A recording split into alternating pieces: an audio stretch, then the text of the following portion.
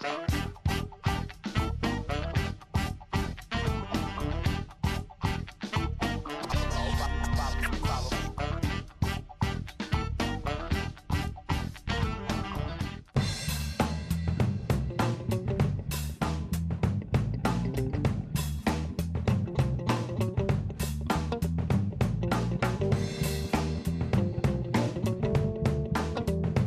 Ação e Diversidade de hoje, você conhece a aldeia indígena chamada Pondói Bug, que na língua caigangue significa Aldeia Morro Alto. A comunidade existe há 7 anos em Farroupilha, no interior do Rio Grande do Sul. Aqui você vai ver como a cultura é preservada na escola indígena.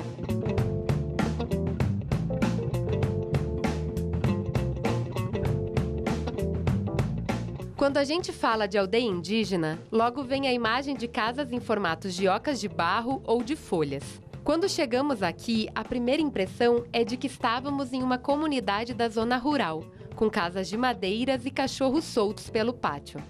Mas, quando observamos os hábitos, os traços e escutamos as conversas, logo entendemos que a cultura indígena ainda permanece entre eles. A aldeia começou com as casas de lona e com 4 famílias indígenas. Com o passar do tempo, o governo federal cedeu o espaço e as madeiras para a construção das casas. Hoje, o apoio e a assistência social são fornecidos pela Prefeitura de Farroupilha.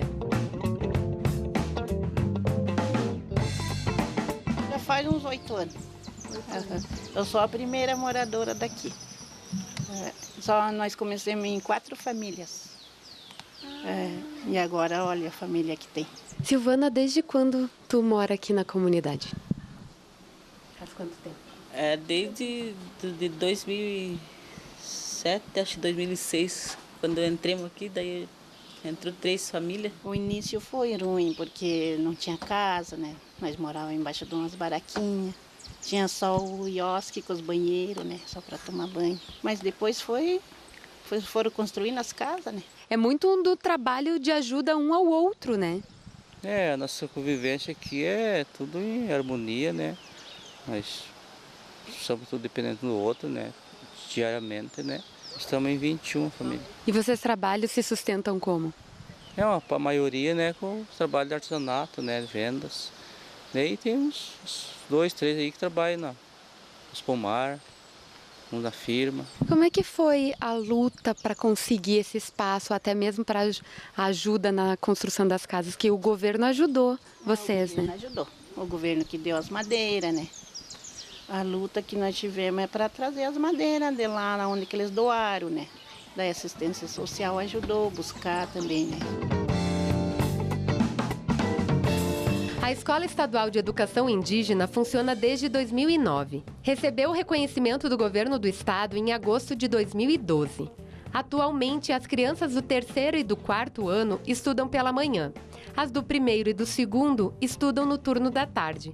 A partir do 5º ano, elas passam a frequentar a Escola Estadual Santiago, localizada em Farroupilha. Os professores que ensinam as crianças na escola indígena são da própria comunidade, todos com formação superior. Lenir, como foi a construção dessa escola? Eu comecei aqui o ano passado, em agosto do ano passado. Antes disso, eu conheço a história da escola pelo professor, o antigo professor, que começou aqui em 2009, devido à necessidade de número de crianças, procura da escola, e eles tinham que ir até a cidade, que é na escola hoje é Santiago, né? Então eles tinham que se dirigir até lá, e as crianças eram pequenas, de 1º a 4º ano, né? Então a necessidade, o professor achou melhor, junto com a liderança e a comunidade, a escola se manter aqui. E a importância de ter uma escola aqui do lado? Acho que chegou a estudar só o pequenininho, esse aqui já está com 13 anos, né? Quando ele chegou aqui, ele já tinha uns 5 anos, acho. Daí ele, acho que estudou um pouquinho ainda embaixo de uma baraquinha que tinha, não era a escola ainda, né? Pertencia para a Escola Santiago, aqui de Farroupilha. Essa casa que vocês estão vendo hoje foi cedida pela comunidade. Ela era uma moradia, então a escola foi reconhecida no ano passado, foi em outubro ou novembro, e a gente começou a ganhar as verbas do estado, né? Foi reconhecida como escola estadual. tem o regimento das escolas indígenas do Rio Grande do Sul e a gente vem tentando manter a escola assim, chamando o aluno a importância de estudar, a importância da escola na comunidade e é de suma importância, porque qualquer reunião ou falar sobre um assunto em decisão da comunidade, procura uma escola, o espaço da escola para a gente trabalhar juntos. Raíssa, o que tu aprendeu aqui na escola hoje? Eu aprendi, quando cada vez eu vinha mais na aula, cada vez eu ia aprendendo a ler, aprendendo a escrever algumas coisas. Daí, quando eu fazia no quadro a continha, eu aprendi, daí eu ia contando nos dedos, daí até que eu aprendi. Catiane, tu gosta de estudar? Sim. O que tu aprende quando tu estuda? Eu aprendo que tem que cuidar tudo. Eu aprendo a escrever as outras coisas. Eu aprendo a fazer remédio. Hoje eu tô aprendendo muito. Ler, escrever os nomes das coisas. A gente estuda até o 4º ano primeiro. Aí, não, até o 3º. Depois que passa do 3º aqui, vai pro 4º ano lá na cidade. O que muda? Qual a diferença de estudar aqui na comunidade e estudar lá na cidade? Bom, aqui a gente aprendia muito sobre as ervas medicinais, tudo aqui. Sobre tudo as ervas. Ia no mato colher todos os tipos de folhas. Lá a gente aprende matemática, educação física, ciências, português. Lá tudo assim, aqui a diferença é isso. Tu gostava de estudar aqui? Gostava. Que importância tem a escola aqui? Por que é importante manter a cultura ativa dos povos, no caso? Faz parte também da educação, né? Que vem favorecer a comunidade. Então, nós, os mais velhos, acharam importante, né, ter uma escolinha aí criada, né, pela comunidade, né, que faz parte do nosso costume, cultura, né, a parte. E também tem a parte portuguesa, né, que as crianças também aprendem. Eu acho que é muito importante porque nas todas as aldeias existe uma escola, né, que eles podem estudar a língua materna deles, né. Isso é muito importante na nossa vida, né, ter nossa língua materna, que nós temos que preservar para nós não perder a nossa cultura também, né. Nossas culturas, nossos artesanatos, nossas ervas medicinais, né, que muita gente já não crê mais, né.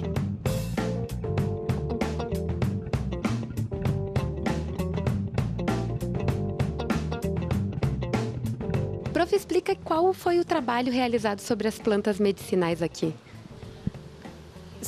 Nosso projeto do mês de novembro foi sobre o Cuiã, porque dia 13 de novembro se comemora o dia do Cuiã. Quem é o Cuiã? O Cuiã é o pajé, que é responsável pelas ervas medicinais e também pelo benzimento das pessoas, que alguma pessoa fica doente ou alguma precisa, ele vai dar erva ou benze. E o projeto era como? As crianças tinham que perguntar para as famílias delas e para aqui, para a comunidade, quem era o Cuiã, isso? Sim, as crianças foram para casa, isso seria... E pedir para o pai ou para alguém que sabia sobre alguma erva medicinal e trazia para a escola. E daí assim passava para os colegas. E assim também eu trouxe alguma coisa, o diretor também trouxe. Silvana, e o fato de vir aqui explicar para as crianças sobre as ervas medicinais, por que é importante ainda manter essas tradições, até de acreditar que a cura vem das ervas, vem da natureza? É porque eu já tive uma experiência com ervas medicinais.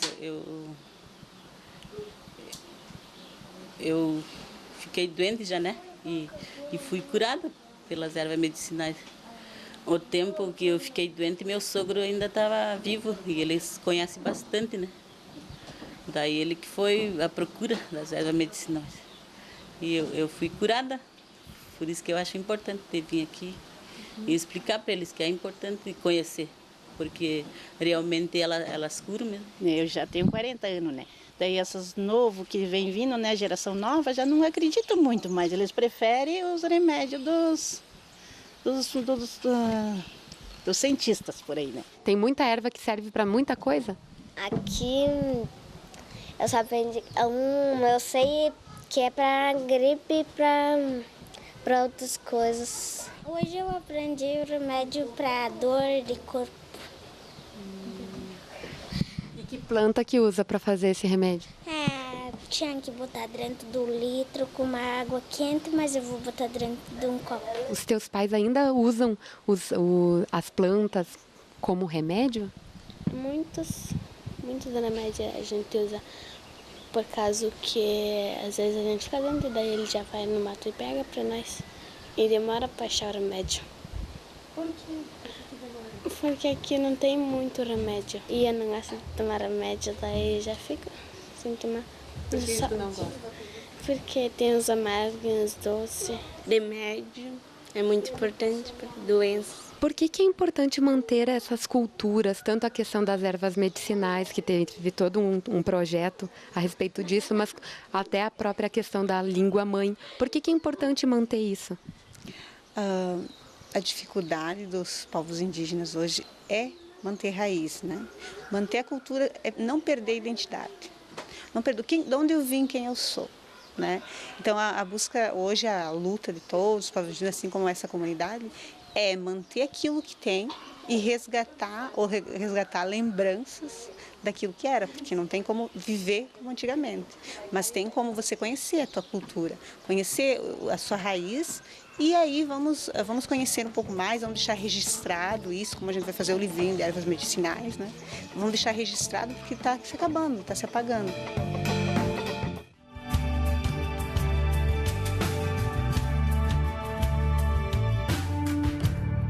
As pessoas passam por ela que é para poder sentir. Quando meu filho perdeu um pãozinho, uma rosquinha, que é 10 centavos, que eu não tenho dinheiro, bicho, aí meu coração dói. Ó, o corpo chega a romper.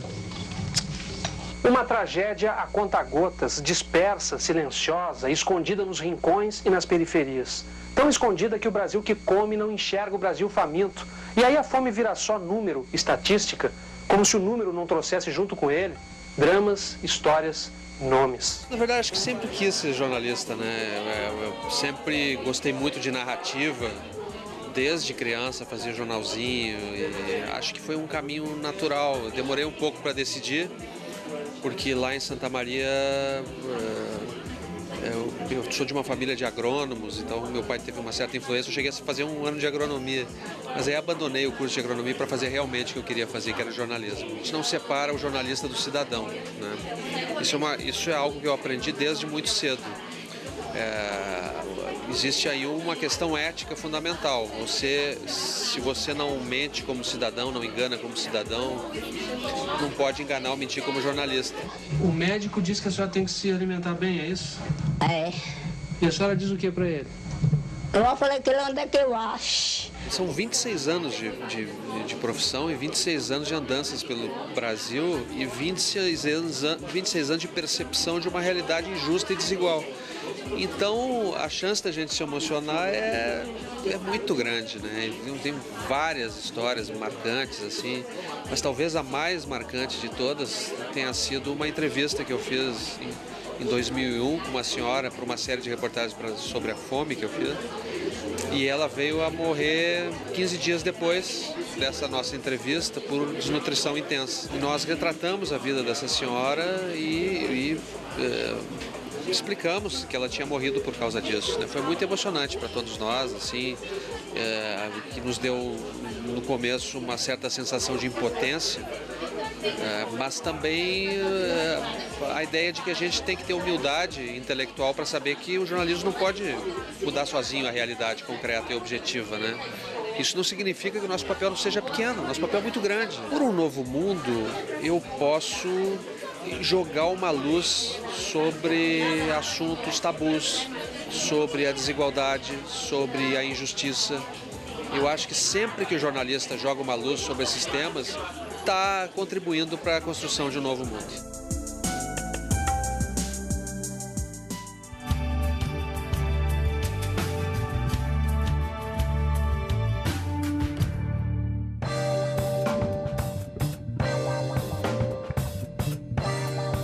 Desde criança, a gente aprendeu na disciplina de história que os índios habitavam esse Brasil imenso. Viviam da pesca e da colheita. Sobreviviam da mata e mantinham seus costumes. O tempo passou, Muitos povos foram massacrados e, com isso, raízes e culturas desconstruídas. No Ação e Diversidade de hoje, fomos conhecer uma aldeia indígena que ainda sobrevive e luta para manter seus hábitos e sua língua. Aqui na comunidade Pandói Bug, que significa aldeia Morro Alto na língua caigangue, 21 famílias sobrevivem do artesanato e buscam a educação na própria cultura. Desde 2009, existe uma escola estadual de educação indígena que educa crianças e jovens do 1º ao 4º ano do ensino fundamental. No programa de hoje, a gente mostra a você o que significa ser índio nos dias de hoje. Tu sabe falar a língua caigangue? Não. E em casa, alguém sabe falar? Não, também. Eu só entendo porque quando eu era pequena ninguém falava comigo, algumas falavam e eu só entendia, e como hoje eu só entendo, Você não consegue falar? algumas coisas eu sei. Todos nós na família, nós sabemos falar. Você sabe falar? Então me diz o teu nome. Diz assim, oi, tudo bem? Em caigangue, pode ser? Oi, Maã. Oi, Maã. Já está sendo perdido, bem dizer. Eu acho, né, eu como uma mãe, né, que eu vim de lá, já me criei nessa língua, eu acho que está sendo perdido. O meu nenê aqui, ó, tá com 13 anos, eu falo, ele só me entende, já não me responde mais, né. Eu falo com ele na minha língua, ele só me entende, daí me responde em português, daí já me irrito também, né, já não me sinto bem com isso aí. Por que muitas coisas dos índios estão se perdendo? É que as mães, os pais não estão mais se preocupando. Porque ó, aqui eles estão com nós, a gente está falando na nossa língua com eles. Ali eles já estão falando em português, daí eles dão mais valor agora para o português, parece que nossos filhos. Por que será? Porque na escola não está sendo também, né? Porque na escola tem que ser executado também, né? A língua caigangue tem que prevalecer ali dentro da escola. É cobrado muito a falar com as crianças em casa, deixar que elas falem na escola, trabalhar a língua, trabalhar a alfabetização da língua, que é uma coisa complicada, não é tão fácil alfabetizar uma criança, tanto na língua caigangue quanto em português, 4 anos ou 5 anos é complicado, né? Mas mesmo assim a gente tenta manter e mostrar o valor, para ele dar valor à sua língua. Que é importante você conhecer o teu passado, trazer alguns valores que se apagam, né, devido à aculturação, né?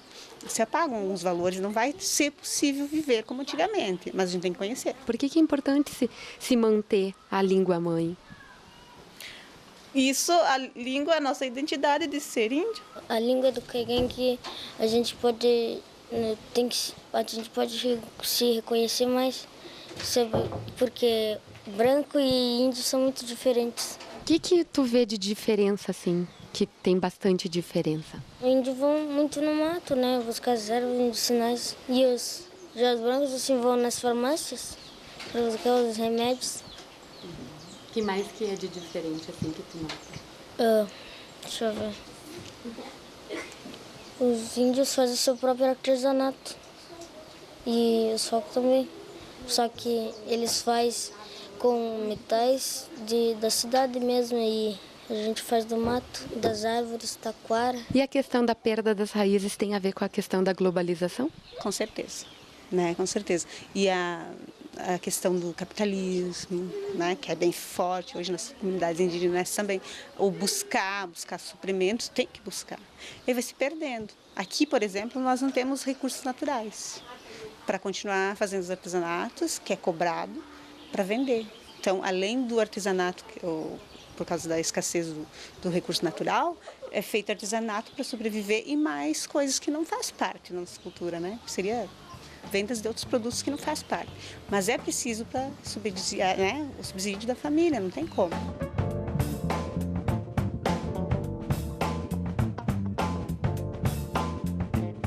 A maneira que a gente vive é diferente, né, do branco. Como é que é? Que diferença tem? É que, assim, as nossas crianças, eles são mais simples, né? Eles vestem roupinha deles mais simples que eles têm, os calçados também, às vezes até de chinelinho eles vêm. Lá para fora é mais difícil, né? De lá eles podem já passar por alguma discriminação também, né? O nosso modo de ser simples, ser do jeito que nós somos. Isso é ser diferente. A gente nasceu para ser índia, a gente tem que ter essa língua para sempre, para passar para os outros e passando. Nós buscamos, né, o conhecimento mais da nossa cultura, né, para que nossas crianças pequenas aprendam os costumes dos nossos ancestrais, né, e acho que também a educação como cidadão branco, né, também faz parte, né, que nós também somos cidadãos, né, então vamos aprendendo aquilo que satisfaz a nossa comunidade. Eu, por exemplo, para minhas filhas, eu ensino a ser, por exemplo, ser quase igual para estudar. Vai aprender do jeito que tem que ser, mas sempre mantendo a cultura, sempre sendo índio, mas vai em busca do que você quer. Porque é difícil, vamos dizer, um índio conseguir chegar numa faculdade. Tem uns que chegam até alguma parte lá, mas tem sempre aquela discriminação, aí eu não vou, então vou parar. Mas é difícil alguns chegarem lá. Tem a diversidade, somos iguais dentro da diversidade, que você não tem que... Eu sempre digo para eles assim, vocês não tem que olhar para o chão, vocês não tem que olhar para o lado, vocês têm que olhar para o olho de quem vocês falam, porque vocês são pessoas. Eu aprendi assim. Né? Eu, como indígena, sofri muito preconceito porque eu fui estudar na escola fora.